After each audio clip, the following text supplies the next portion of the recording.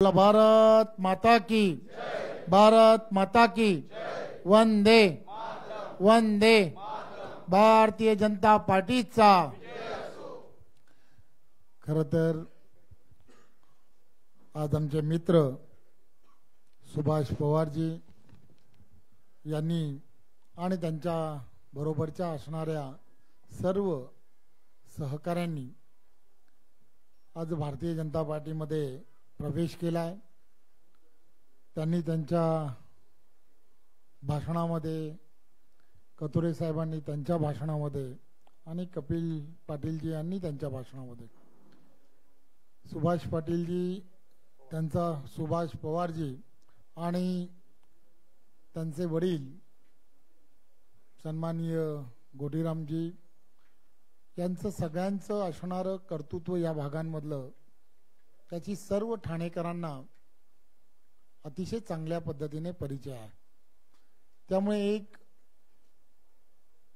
चांगला परिवार, त्यांच्याबरोबर जोडलेली सर्व सहकार क्षेत्रामध्ये काम करणारे सर्वजण जेव्हा भारतीय जनता पार्टी पक्षामध्ये प्रवेश करतात तर ही आम्हा सर्वांसाठी अत्यंत महत्त्वाची अशी बाब आहे आणि त्यामुळे मी त्यांचं भारतीय जनता पार्टी पक्षामध्ये मनपूर्वक अभिनंदन करतो आल्याबद्दल आणि आभारही मानतो। आणि आपण कथोरे साहेब असतील, कपिल पाटील जी असतील, या दोघांना जोडण्यासाठी दुआ हात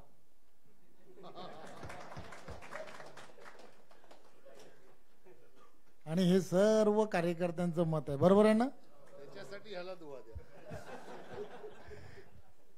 हे दोघं जण एकत्र राहून जेवढ्या ताकदीने काम करू शकतात, दोघंही काय ताकदीचे आहेत हे पूर्ण ठाणे जिल्ह्याला माहीत आहे।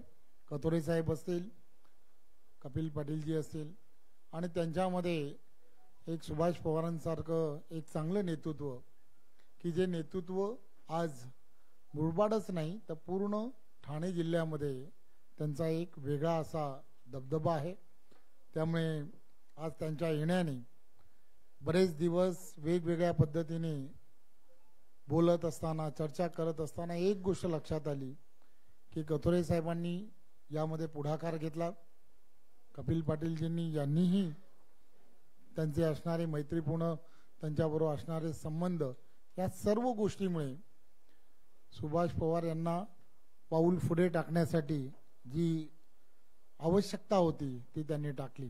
परंतु एक गोष्ट लक्षात घ्या, आपण सर्वजण राजकारणामध्ये त्यासाठी आहोत की आपल्याबरोबर आपल्या जोडलेला जो जनसमुदाय आहे त्या जनसमुदायाची असणारी विकासात्मक कामं असो किंवा इतरही काही विषय असतात की जे मार्गस्थ जर करायचे असतील तर तुम्हाला आम्हाला सर्वांना एक सत्तेमध्ये असणारा जो आश्रय लागतो।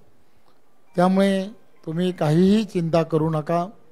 देशाचे पंतप्रधान आदरणीय नरेंद्र मोदीजींच्या नेतृत्वात, आणि आपल्याला तर माहीत आहे की महाराष्ट्राचं एक द्रष्टा नेतृत्व ज्याला म्हणतात, देवेंद्रजी यांच्या नेतृत्वामध्ये तुम्ही आज भारतीय जनता पार्टीमध्ये प्रवेश केलाय। एक विजन ठेवून ठाणे जिल्ह्यामधील असणारी ही जिल्हा परिषद की ही जिल्हा परिषद सुद्धा पारदर्शकतेची वाट पाहत आहे। येणाऱ्या काळामध्ये ही जिल्हा परिषद ही भारतीय जनता पार्टीच्या नेतृत्वामध्ये पारदर्शकपणे त्या ठिकाणचा कारभार होणं अपेक्षित आहे।